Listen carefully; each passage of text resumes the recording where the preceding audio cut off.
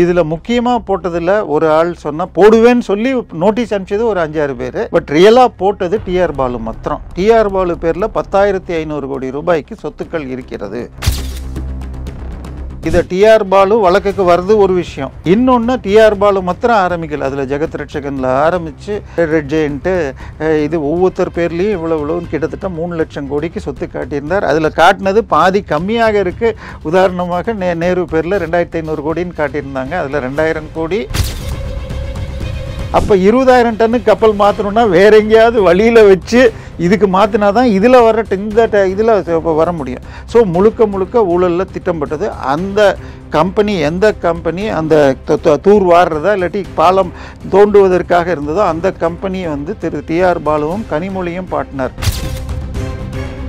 நாளான்னைக்கு நமக்கு இப்போ இது டாஸ்மாக் வழக்கு டெல்லி சுப்ரீம் கோர்ட்டில் வர்றப்ப அதில் அந்த கொடுத்துருக்கப்பட்ட தடை நீக்கினால் எல்லாமே மாட்டோம். இதை சொல்கிற நேரத்தில் நேற்றுக்கு செந்தில் பாலாஜி தானாக போய் சுப்ரீம் கோர்ட்டில் மாட்டியிருக்கார். இது திருப்பி மீண்டும் சூடு பிடிக்கும். அதை டிஎம்கே ஃபைல்ஸை திரு அண்ணாமலை அவர்கள் தூசி தட்டி எல்லார் பேர்லையும் திருப்பி இன்னொரு ரிவர்ஸ் அப்டேட் போட்டால் நல்ல விஷயங்கள் வரும். ஸோ இந்த மாதிரி ப்ராஜெக்ட் பைபாஸ் ரோடு பேரில் முக்கியமான இடங்களில் இருந்தால் புது ப்ராஜெக்ட் வரப்போதுன்னா ஏற்கனவே கோயம்புத்தூரில் வேலுமணி ஒரு இடத்துல ப்ராஜெக்ட் போட்டிருந்தார். அந்த இடத்த போட்டால் அவருக்கு சொந்தமான இடத்துக்கெல்லாம் வேல்யூ போய்டும். அங்கேயும் வேல்யூ போகணும்னு சொல்லி இன்னொரு இடத்தை தேர்ந்தெடுத்து அங்கே ஜி ஸ்கொயர் மற்றும் டிவிஹெச் வாங்கியிருக்காங்க. அதே மாதிரி பஞ்சப்பூர். இப்போ நீங்கள் இதே இடத்துக்கு பரந்தூரை பொறுத்தவரை பரந்தூரை சுற்றி உள்ள இடங்கள் ஜி ஸ்கொயர் மற்றும் பல கழக கண்மணிகள் லேங்கில் வாங்கி வச்சுருக்காங்க.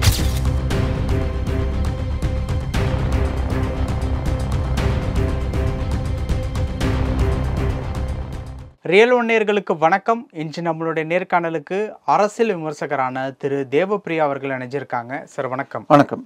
எப்படி சார் இருக்கீங்க? நல்லா இருக்கேன். டிஆர் பாலு அவர்கள் வந்து அண்ணாமலை மீது ஒரு வழக்கு போட்டிருந்தாங்க. அந்த வழக்கு தொடர்பாக நீதிமன்றத்தில் அண்ணாமலை அவர்கள் மட்டும்தான் வந்துட்டு இருந்தாங்க. டிஆர் பாலு வரலை. தற்பொழுது அந்த வழக்கு அடுத்த கட்டத்தை நோக்கி நகர்ந்து சூடு பிடிச்சிருக்கதா கேள்விப்பட முடியுது. என்ன சார் பின்னணி விவரங்கள்? இல்லை, திரு அண்ணாமலை அவர்கள் பாஜகவில் தலைவரான பிறகாக டிஎம்கே ஃபைல்ஸ்னு 1, 2ன்னு ரிலீஸ் பண்ணார். 3 எனக்கு தெரிஞ்சு கவர்னர்கிட்ட போய் இப்போ 3-4 பெட்டி கொடுத்தார். பட் எதுக்கும் மேலேயும் பெரிய ஆக்ஷன் இல்லை. நமக்கெல்லாம் வருத்தம் உண்டு. ஆனால் இவர் ரிலீஸ் பண்ண உடனே முதல் வேலை என்ன ஆச்சு, எல்லாரும் இவர் எங்களுக்கு மானம் நஷ்டத்தை செய்து விட்டார் அப்படின்னு வழக்கு போட்டாங்க. இதில் முக்கியமாக போட்டதில் ஒரு ஆள் சொன்னால் போடுவேன்னு சொல்லி நோட்டீஸ் அனுப்பிச்சது ஒரு 5-6 பேர். பட் ரியலாக போட்டது டிஆர் பாலு மாத்திரம். டிஆர் பாலு பேரில் 10,500 கோடி ரூபாய்க்கு சொத்துக்கள் இருக்கிறது அப்படின்னு சொன்னார். என்கிட்ட அவ்வளோலாம் சொத்து கிடையாது, இது உண்மை இல்லை, என்கிட்ட மன்னிப்பு கேட்கணும், இல்லாட்டி 500 கோடி தரணும், 50 கோடி கொடுக்கணும்னு சொல்லிட்டு மான நஷ்டீடு போட்டார். இல்லை, நான் இந்த வழக்கை சந்திக்கிறேன் அப்படின்னு சொல்லிட்டு வழக்கு நம்ம சைதாப்பேட்டில் இருக்கிற குற்றவியல் கோர்ட்டுக்கு வரும். நீங்கள் மெயின் ரோட்லேயே இருக்கிற கோர்ட்டுக்கு. இது வரைக்கும் ஒரு தடவை கூட டிஆர் பாலு சொன்ன டேட்டுக்கு வரல. நேற்றைய தினம் வந்திருந்தது வழக்கு, அவர் வரல. திருப்பி அடுத்த மாதத்துக்கு போஸ்ட்போன் பண்ணியிருக்காங்க. இது ஒரு டெக்னிக்காக இருக்கிறது. என்னை பொறுத்த வரைக்கும் இதில் 2 விஷயம் பார்க்கணும். இதை டிஆர் பாலு வழக்குக்கு வருது ஒரு விஷயம். இன்னொன்று டிஆர் பாலு மாத்திரம் ஆரம்பிக்கல. அதில் ஜெகத் ரட்சகனில் ஆரம்பித்து ரெட் ஜெயண்ட்டு இது ஒவ்வொருத்தர் பேர்லேயும் இவ்வளோன்னு கிட்டத்தட்ட 3 லட்சம் கோடிக்கு சொத்து காட்டியிருந்தார். அதில் காட்டினது பாதி கம்மியாக இருக்குது. உதாரணமாக நேரு பேரில் 2,500 கோடின்னு காட்டியிருந்தாங்க. அதில் 2,000 கோடி அந்த ஒரே ஒரு இது குழுமம், கல்வி குழுமத்தை அதில் சேர்த்துருந்தாங்க. நான் நேரடியாக நம்ம நேரு குடும்பத்துக்கே 20-30,000 கோடிக்கு சொத்து இருக்குதுன்னு நம்ம பார்த்தோம் அந்த டிவிஹெச்க்கு. இப்போ அது மாதிரி ஒன்னொன்னையும் லிஸ்ட் எடுத்து பார்த்தால் இன்னும் நிறைய போகும். பட் யாருமே வழக்கு போடலை, இன்க்ளூடிங் கனிமொழி 1 கோடிக்கு நான் போட போகிறேன்னாங்க. திரு உதயநிதி ஸ்டாலின் நானும் வழக்கு போடுவேன்னாங்க. இதுக்கெல்லாம் முன்னாடி பார்த்தீங்கன்னா இன்றைக்கி அண்ணாமலைன்னு சொன்னால் என்ன பேர் சொல்லி எல்லாரும் அழைக்கிறாங்க? ஆடு. அந்த பேரே எப்படி வந்ததுன்னு சொன்னால், உங்களுக்கு அவர் முதல்ல ஒரு மேட்டூரில் ஒரு தனியார் மின்சாரத்துறை கான்ட்ராக்ட் கொடுத்துருந்தாங்க. அதாவது அதிமுக பீரியடில் கான்ட்ராக்ட் கொடுத்து அவங்க குறிப்பிட்ட நேரத்தில் 10% இஎம்டியே கொடுக்க முடியலன்னு கேன்சல் ஆனவங்களுக்கு திருப்பி டைம் கொடுத்து ஊழல் நடக்குது, அந்த கம்பெனியால் முடியாதுன்னு இவர் சொன்ன உடனே அந்த கம்பெனிக்காரங்க இவருக்கு நோட்டீஸ் அனுப்பிச்சாங்க. 500 கோடி கொடுங்க. என்கிட்ட 500 கோடி இல்லை, என் வீட்டில் 50 ஆடு தான் இருக்குதுன்னு சொன்னதுலேருந்து தான் இவருக்கு அந்த பேர் வந்தது. ஸோ இதுதான் அந்த ஸ்டோரி. பட் அந்த கம்பெனி நடத்த முடியாமல் கடைசியில் திருப்பி கேன்சல் ஆகிடுச்சு. அவர் என்ன சொன்னாரோ அதுதான் நடந்திருக்கு. ஸோ இப்போ இன்னைக்கு டிஆர் பாலு எடுத்திருக்கிற இந்த வழக்கு எடுத்து பார்த்தால் இப்போ நான் உங்களுக்கு அனுப்பிடுறேன், நீங்கள் அதை மக்களுக்கே அதை காட்டலாம். டிஆர் பாலுவுக்கு 2 மனைவிகள் உண்டு, பொற்கொடின்னு ஒன்று, இன்னொரு மனைவி. முதல் மனைவிக்கு பிறந்தவர் தான் டிஆர்பி ராஜா, இப்போ அமைச்சராக இருக்கிறார். இரண்டாவது மகனுக்கு பிறந்த மகன்களில் மூத்த மகனான செல்வகுமாருக்கு மாத்திரம் ஒரு 20 கம்பெனியில் டைரக்டராக இருக்கார். ஏதோ ஒரு 10 வருடத்திற்கு முன்னாடி நானே அவங்க அலுவலகம் நம்ம ஈகா தியேட்டருக்கு பின்னாடி போய் வேறொரு நண்பர் அங்கே போய் சந்திச்சிருக்கேன். ஸோ இவங்க இது நம்ம அதுக்கு பேர் என்ன சொல்கிறது, போன முறை காங்கிரஸ் ஆட்சி இருந்த பொழுது ராமேஸ்வரத்தில் இவங்க என்னது இந்த பாலம் அமைப்போம் அப்படின்னு சேது ராமர் சேதுவை இடிச்சிட்டு அந்த இடத்துல இவங்க இது கட்டுறேன்னு சொல்லி ஆரம்பித்தாங்க. அந்த ஸ்கீம் எப்படின்னு சொன்னால், நீங்கள் தோண்டிங்கன்னு வச்சுக்கோங்க, கடலில் குழி தோண்டி வழி பண்ணணும்.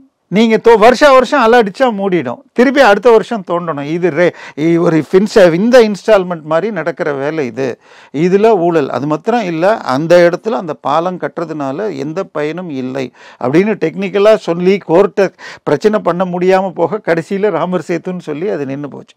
அந்த இடத்துல இவர்கள் தோண்டின அந்த பாலமே அதிகபட்சம் 20,000 டன்னு கப்பல் தான் வரும். ஆனால் பன்னாட்டு சந்தையில் இன்றைக்கி ஓடுற கப்பலுடைய சைஸ்லாம் 60,000லேருந்து 1,00,000 டன்னு கப்பல். அப்போ 20,000 டன்னு கப்பல் மாற்றணுன்னா வேற எங்கேயாவது வழியில் வச்சு இதுக்கு மாற்றினா தான் இதில் வர இதில் வர முடியும். ஸோ முழுக்க ஊழலில் திட்டமிட்டது. அந்த கம்பெனி எந்த கம்பெனி அந்த தூர் வாடுறதா இல்லாட்டி பாலம் தோண்டுவதற்காக இருந்ததோ அந்த கம்பெனியை திரு டிஆர் பாலுவும் கனிமொழியும் பார்ட்னர் அப்படின்னு சொல்லி நம்ம அண்ணாமலை சொல்லியிருக்கார். அதற்கு முன்னாடி வந்திருக்கு. அதே மாதிரி திரு டிஆர் பாலு அவர்கள் நம்ம இதில் திருவாரூர் அண்ட் சுகர்ஸ்னு ஒரு கம்பெனி மன்னார்குடி பக்கத்துலேயே இருக்குது. அவர்களுக்கு 4 சுகர் ஃபேக்ட்ரி இருக்குது. அது நஷ்டத்தில் இயங்கி வங்கியில் சிக்கி இருந்ததை இந்த ஆட்சி வந்த பிறகு டிஆர் பாலுவின் குழுமம் ஒன்று எடுத்துக்கிட்டு கனிமொழியும் டிஆர் பாலுவும் சேர்ந்து அதில் 4 ஃபேக்ட்ரியில் இப்பொழுது சாராய தயாரிப்புக்கு விஸ்தீரணத்துக்கு லைசன்ஸ் வாங்கியிருக்காங்கன்னு காளியம்மாள் சொன்னாங்க. காளியம்மாள் பேரில் டிஆர் பாலுவும் வழக்கு போடல, கனிமொழியும் வழக்கு போடல. ஸோ இப்படி இந்த சொத்துக்களை எல்லாம் சேர்த்தா 10,000 கோடிக்கு மேலே போகுது. ஸோ இப்போ டிஆர்பி ராஜா இந்த வழக்கை கொண்டு வரலன்னாலும் இதை எடுத்துக்கொண்டு அண்ணாமலை அந்த பழைய எல்லாருடைய கேஸையும் எடுத்துக்கிட்டு அதுக்கு இன்றைக்கி என்ன மதிப்புன்னு போடணும், விட்டுட்டு போனதை சேர்க்கணும். இப்போ நம்ம KN நேருவை பொறுத்த வரைக்கும் TVHல மாத்திரம் ஒரு ப்ராஜெக்ட் எடுத்தாலே 30,000 கோடி வரும். TVH லும்பினின்னு எடுத்தா அது மாதிரி மெட்ராஸை சுற்றி மாத்திரம் ஒரு 50 ப்ராஜெக்ட் இருக்குது. நேற்றுக்கு தான் திருச்சியில் புதிய பஸ் ஸ்டாண்ட் திறந்துருக்காங்க. அதை பக்கத்தில் பஞ்சபுரம் ஆமாம் அது பக்கத்தில் ஒரு 400-500 ஏக்கர் தான் வாங்கியிருக்காராம் TVHல. TVH நேரு கம்பெனி அங்கே ஒரு 400-500 ஏக்கர் பஸ் ஸ்டாண்டை சுற்றி வாங்கி வச்சிருக்காங்க. ஸோ அப்படிங்கிறது பத்திரிகை செய்தியாக நமக்கு கமெண்ட்ஸ்லேயே வந்திருந்தது. நம்ம இது ஏன் பேசலன்னு சொல்லி இப்போ வந்ததில் தான் நான் சொல்கிறேன். அதனால அதுக்கப்புறம் செக் பண்ணேன், இங்கேயும் வாங்கியிருக்காங்க. கோயம்புத்தூரில் புது பஸ் ஸ்டாண்ட் இடத்துலையும் TVHம் G ஸ்கொயரும் வாங்கியிருக்காங்கன்னு வருது. G ஸ்கொயர் இப்போ யார் சார் இருக்கா? இல்லை, G ஸ்கொயர் நிறுவனம்ங்கிறது பாலான் ராமஜெயம்னு ஒருத்தர் இருக்கார். பட் அதில் திரு உதயநிதியுடைய மிக நெருக்கமான அண்ணா நகர் கார்த்திங்கிறவரும் உள்ளார். அதுக்கப்புறம் G ஸ்கொயருங்கிற பேரில் மாத்திரம் கிட்டத்தட்ட 30 கம்பெனி வருது. நீங்கள் கூகுளில் போய் போட்டிங்கன்னால் இந்த நபர் எத்தனை கம்பெனியில் டைரக்டராக இருக்காருன்னு அவருடைய ஃபுல் நேம் தெரியணும். இப்போ நமக்கு டிஆர் பாலு, டிஆர்பி ராஜான்னு தான் தெரியும். ஆனால் அந்த பேர் இல்லாமல் அவங்க வேறு பேரில் இருப்பாங்க. உதாரணமாக செல்வகுமார், இவர் பேர் பார்த்தீங்கன்னா செல்வகுமார் பாலுன்னு இருக்குது. அதே மனைவி பேர்லாம் பார்த்தா வேறு மாதிரி இருக்குது. ஒவ்வொருத்தரும் அவங்களுடைய இப்போ இதில் என்ன பேர், பேன் கார்டில் என்ன பேர்னா, இப்போ நம்மளே பேன் கார்டில் அப்பா பேரோ ஊர் பேர்லாம் சேர்த்துருக்கோம். ஸோ பேன் கார்டில் இருக்கிற பேரில் போட்டால் ஒரு கம்பெனியில் எத்தனை டைரக்டர்ஸ் இருக்காங்க, அவங்க வேற எந்த கம்பெனியில் டைரக்டராக இருக்காங்கன்னு பார்த்தால் G ஸ்கொயருடைய ஒரு குறிப்பிட்ட நிறுவனம் இது ஒரு துபாய் கம்பெனியோட பார்ட்னர்ஷிப்பில் இருந்தது. அதில் டைரக்டராக திரு மாப்பிள்ளை சாரும் இருந்தார். ஸோ இது அந்த இப்போ என்ன பண்ணாங்கன்னா டைரக்ட் இந்த விஷயத்துக்கு வருவோம். இங்கே பஞ்சபூர் அந்த பஸ் ஸ்டாண்ட் பக்கத்தில் KN நேரு நிலம் வாங்கியிருக்காரு. இந்த பக்கம் G ஸ்கொயரும் TVHம் வாங்கியிருக்காங்க, கோயம்புத்தூரில் வாங்கியிருக்காங்க. அதான் இது எல்லாம் எப்படின்னா, இப்போ அந்த கம்பெனியில் டைரக்டர்ஸ் யார், எப்படி எல்லாத்தையும் எடுத்துட்டு கொண்டு போகணும். ஒரே ஒரு விஷயம் லீகல் நம்ம பேசணுன்னா திருப்பி ஒன்றே தான், ப்ரெடிகேட் அஃபென்ஸ் இருந்தால்தான் ED வர முடியும். ஸோ ப்ரெடிகேட் அஃபென்ஸ் இல்லாமல் இவங்க வழக்கை க்ளோஸ் பண்ண பார்க்குறாங்க. ஸோ இப்போதைக்கு நாளான்னைக்கு நமக்கு இப்போ இது டாஸ்மாக் வழக்கு டெல்லி சுப்ரீம் கோர்ட்டில் வர்றப்ப அதில் அந்த கொடுத்துருக்கப்பட்ட தடை நீக்கினால் எல்லாமே மாட்டோம். இதை சொல்கிற நேரத்தில் நேற்றுக்கு செந்தில் பாலாஜி தானாக போய் சுப்ரீம் கோர்ட்டில் மாட்டியிருக்கார். இப்போ இந்த ஒரு விஷயம் டிஆர் பாலு தற்பொழுது அந்த கோர்ட்டுக்கு வராமல் போனது அப்படிங்கிறது ஒரு பிரச்சனையாக மாறி இருக்குல்ல, அது நீதிமன்றம் ரீதியாக நடவடிக்கை எடுக்கக்கூடிய ஒரு விஷயமா வரும் நாட்களில் அமையுமா எப்படி சார்? இல்லை, இது 2-3 விஷயம் இருக்குது. ஏற்கனவே சில வழக்குகள் பார்த்தீங்கன்னு சொன்னால், உதாரணமாக திரு மாரிதாஸ் அவர்கள் பேரில் கருணாநிதி அவர்களை ஊழலின் தந்தை கிங் ஆஃப் கரப்ஷன்னு ஒரு வீடியோ போட்டு அவரது கிட்டத்தட்ட பல லட்சம் பேர் பார்த்தாங்க. இதை எதிர்த்து உதயநிதி அமைச்சராவதற்கு முன்னாடி வழக்கு போட்டார். வழக்கு போட்டு 18 முறை கேஸு கோர்ட்டுக்கு வந்தது. ஒரு தடவை கூட உதயநிதி வக்கீல்கள் கூட வரலன்னு அந்த வழக்கு தள்ளுபடியாச்சு. அதுக்கப்புறம் சமீபத்தில் பார்த்தீங்கன்னு சொன்னால், நம்ம ஜோசப் விஜயுடைய மாமா திரு சேவியர் பிரிட்டோ அவர் அவருடைய தம்பியானவர் இதில் வேலை செஞ்சுட்டு இருந்தார், லயோலா காலேஜ். அங்கே இருந்த பணத்தை திருடி அந்த காசில் தான் 90-95 வாக்கில் விஜய் படங்கள் தயாரிக்கப்படுது. மேபி அந்த பணம் திருப்பி கூட வைக்கப்பட்டிருக்கலாம் அப்படின்னு சொல்லிட்டு இந்த சேவியர் பிரிட்டோ இவர் தான் அந்த மாஸ்டர் படத்துடைய தயாரிப்பாளர் கூட அப்படின்னு சொல்லி நம்ம சேனல்லையே கூட யாரோ ஒருத்தர் அந்த லயோலா கல்லூரியில் ஒரு முன்னாள் ஊழியர் பேசியிருப்பார். அவருடைய பேட்டியை வச்சுட்டு மாரிதாஸ் போட்டப்ப லயோலா காலேஜ் பணத்தை திருடினான்னு சொல்லி கேஸ் போடாமல் என்னுடைய ஃபோட்டோ என் கம்பெனி பேரெல்லாம் எடுத்து பயன்படுத்தினார் அப்படின்னு சேவியர் பிரிட்டோ கேஸ் போட்டிருந்தார். ஆனால் 4 முறை அவருடைய வழக்கறிஞர் வரவில்லைன்னு சொல்லிட்டு அந்த வழக்கம் டிஸ்மிஸ் ஆயிருக்கு. இப்போ என்னை பொறுத்த வரைக்கும் இது டிஆர் பாலுவாக இருக்கட்டும் அல்லது உதயநிதி ஸ்டாலினாக இருக்கட்டும், தனக்கு எதிராக கருத்து சொன்னவர் மீது வழக்கு போட்டுட்டு விசாரணைக்கு வரலன்னு சொன்னால் நீதிபதிகள் டைம் வேஸ்ட் ஆகுது. சரி, இவர் வராருங்கிறது வேற. ஒரு நீதிபதி ஒரு நாளைக்கு 50 to 60 கேஸ் கேட்க முடியும். ஆனால் 75-80 கேஸ் போடுவாங்க. சிலது 1-2 கிளப்பாகும், 1-2 அவங்க வராமல் வாய்தா வரலாங்கிறதுனால சிலது கேட்க முடியாமல் போச்சுன்னா இன்னும் 2 மாதம் ஆகும்.